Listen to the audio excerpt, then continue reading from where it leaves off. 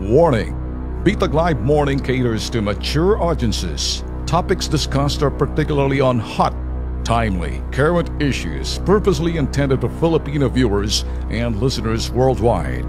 Discussions may contain language that may not be appropriate for some sensitive audiences. If you do not approve of the content listed above, please do not watch our videos. If you wish to continue, we strongly advise that you proceed with caution. Viewer maturity is advised. Pagsasalita ho natin dito, you can disagree and agree with the issue. Kami ho, gusto ho namin sabihin sa inyo na sa aming social media pages ho, kasi whether sa YouTube ho yan or sa Facebook, ganun man sa Twitter, maganda ho siguro sabihin na ho namin sa inyo na mas maganda ho sigurong marunong ho tayong gumalang sa kapwa. Whether yung kapwa, sabihin na ho natin di kagalang-galang, at ayon yung igalang, ako ho'y kung maaari avoid words na medyo bashing na yung dating sa isang individual na kinasusuklaman ninyo. Wala hong masama kung kayo'y kumukontra at medyo madiin ang inyong pagsasalita o medyo sabihin na ho natin ang dating ay parang buisit kayo, ay pwede ho ipahayagan kabuisita ng isang individual paggamit ho ng social media. Kasi yan ho'y sabihin na ho natin barometro nung kung anong damdamin ng isang individual na gusto mong sabihin parating kung sa gobyerno man yan or sa kumpanya man yan or sa lipunan man yan. Pero pag ginamit mo ho yan para siraan o di kaya bastusin ang isang individual sa isang individual, hindi na ho ako sang-ayon dyan. Kaya ako ho naniniwala, respect begets respect. Respect and get respected as well. Paano ka makakakuha ng respeto kung bastos ka ay kapwa mo? Okay lang ho kung magagalit ka at gagamit ka ng ibang terminolohiya, pero hindi naman ho doon sa taong nakakasira ho sa terminolohiya ay gagamitan ho ng mga salitang hindi na ho tama. Ako ho kasi ako ho'y unfiltered truth ang aking sasabihin. Bakit ko ho sinasabing unfiltered truth? Hindi ko ho sasalain kung katotohanan pag-uusapan. Halimbawa, marami ho akong nadidiscuss ng mga topics ho rito na marami hong sumasang-ayon at siguro may naliligaw na mangilan-ngilan na hindi ho pumapabor.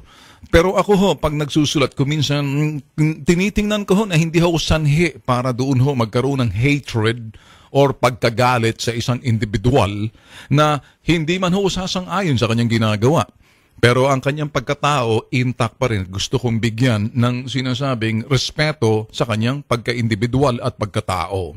Ngayon, kung pag-uusapan ho yung kanyang mga gawain na medyo hindi kaaya-aya para sa pananaw ho natin, base doon sa inaasahan ho natin, sa mga kanyang paggagampam na yung kanyang tungkulin, ginagampan ng tungkulin. Kung ikaw ba'y senador, kung ikaw ba'y congressman, kung ikaw ba'y sabihin na ho natin cabinet members or ikaw man ay isang individual na may position sa lipunan, bagay na kukontra, pwede ho tayong kumontra at pwede natin pahayag.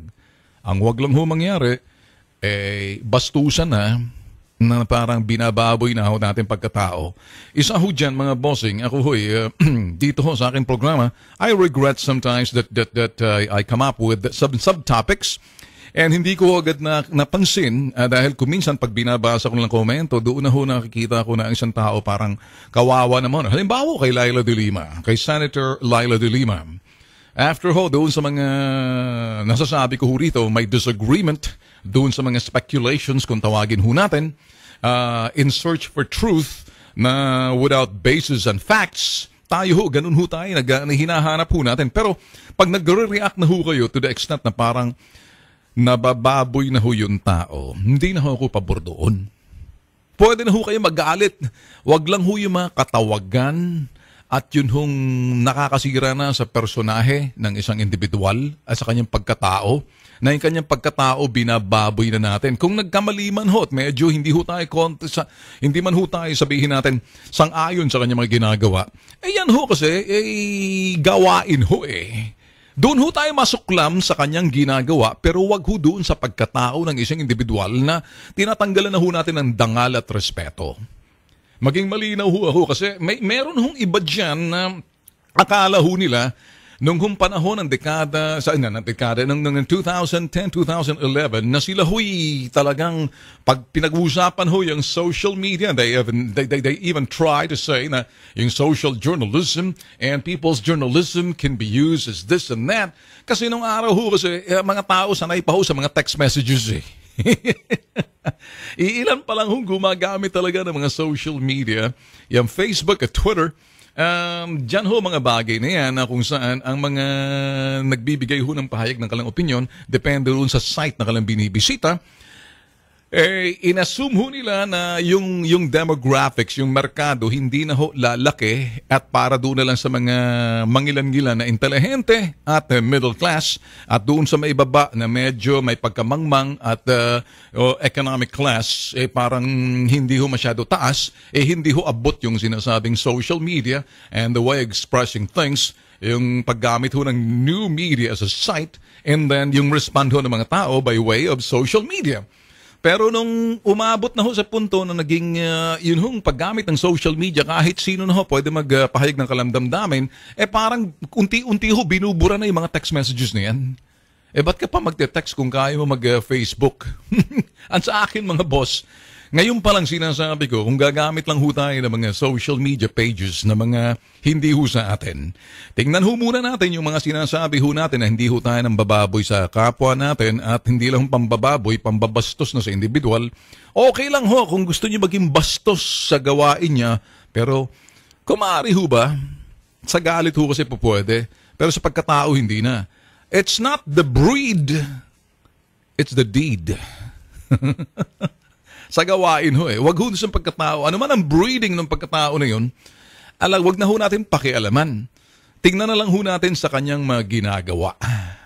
You get what I'm saying, mga boss?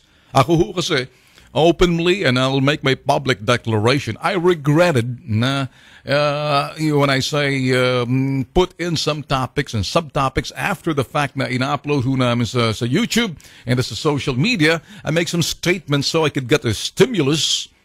You know, I come up with a stimulus and I get a response, but the response I expect, huwag naman yung bastusan na, babuyan na, tapos binababoy na yung taong hindi na ho sa lugar. Ako ho kasi parang nakikita ko, kung ako ho magiging sanhi para doon sa pagkasira ng pagkatao ng isang individual, siguro ho, you cannot undone what has been done, but you can still do something and correct or rectify what could be done.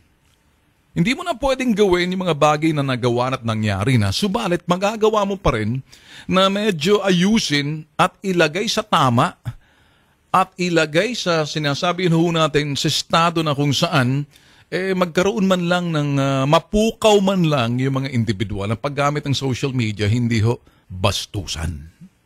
So ngayon pala sa akin, respect begets respect. Sabihin ho natin get respected. But you have to be respectable. Ganun lang ho kasimple. So bagay ho na sinabi ho natin. Kaya kung kayo ho'y magsa-social media sa amin, lalo-lalo na sa mga YouTube page ho namin, I will evaporate your comment. I will erase it and delete it because it's no longer proper na medyo ginagamit nyo na hong salita na medyo binababoy yung pagkatao.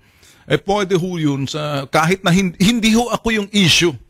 Hindi ho ako yung issue. Hindi ako nasasaktan. Gusto mo kung wala lang ho tayo sa mikropono, magmurahan tayo. Pag hindi na natin kayang murahan natin, diretso na tayo sa gym. At para sa gym, hanap na tayo ng ring doon na para medyo doon natin ilabas. At doon tayo mag-uusap sa mga kamay natin, mga sikot, tuhod natin. At mga paa natin, magliliparan ng sikot, suntukan. Tingnan natin kung sinong babagsak. The last man standing kung tawagin. Pwede rin naman ho sa akin yun. Pero hindi naman ho yun ang point ko Sa ibang tao, wag ho natin gawin. Linawin lang ho natin mga boss. Yun ho Ngayon, para doon ho sa iba na medyo, alam ko ho kasi may iba, baka akala ninyo, karapatan na ho na pag gumamit na kayo ng social media, kung sino mumurahin nyo, tatawagin nyo ng kung ano-anong, mga coops, kung sabagin, coops. Coops, AL. Tapos, ano pa ho'y mga katawagan sa isang individual, lalo-lalo na pagbabae. Wag niyo na sasabihin na kung anong ang pagiging maganda ng isang individual hindi ibig sabihin porket malapad ka, porket balingkanitan ka, yun ang kagandahan sa loob. Ngayon, kung hindi niyo nakikita ang kagandahan sa loob, may maaring sustansya lang ng kanyang sinasabing pagpahayag. Kung nabubuysit kayo na parang ano ba yan? Palpante na yan, elepante na. Teka muna kung ano ang mga sinasabi. Boss, I will not allow that in our pages sa social media. I take responsibility and accountability to say that hindi sa hinaharang ko, wala ho kung papahayag lang ho ng opinion natin, pahayag lang ho ng inyong mga disgusto, diskurso ninyo, magdiskurso kayo, hayaan ko kayo. Pero pag gumamit na ho kayo ng paninira na sa isang individual, hindi naman ako, baka sabihin nyo, baka nabayaran ka Tulfo. No. It's an unfiltered truth. Bigay ho tayo ng galang. Tayo ho mga Pilipino, magalang ho tayo Meron ho tayo sinasabing, yung generosity, yung pagiging magalang, sa mga probinsya, existing pa ho yan Dito lang sa Manila na makikita natin iba't ibang uri ng tao, siguro dala na rin sinasabing pressure, nahahalata ho natin. Alam niyo ho kasi, nag-umpisa yan ng sabihin na ho natin mga boss, talagang lumaki ho yung coverage ng social media ng mga tao na marunong na ho magalit sa kanilang mga nakikita, nararamdaman sa kapabayaan at sabihin ho natin hindi lang sa kapabayaan, ito naman ho negligence. Doon sa mga taong walang alam at ang kapal mukso sa mga lang ginagawa, sobrang kapal na hindi mo tinatablan Kaya kahit na ho sigurong martilyuhin mo, lagyan mo ng pako, hindi tatalab yung pako doon. Okay lang yun. Pero pag minura mo na, ibang usapan na yung boss. Sometimes I for one is guilty. I mean, and I realize I said that and I regret it. Tulad din ng Pangulo. Kaya na sa akin, ayaw ko lagi maging pattern na baka I end up apologizing also.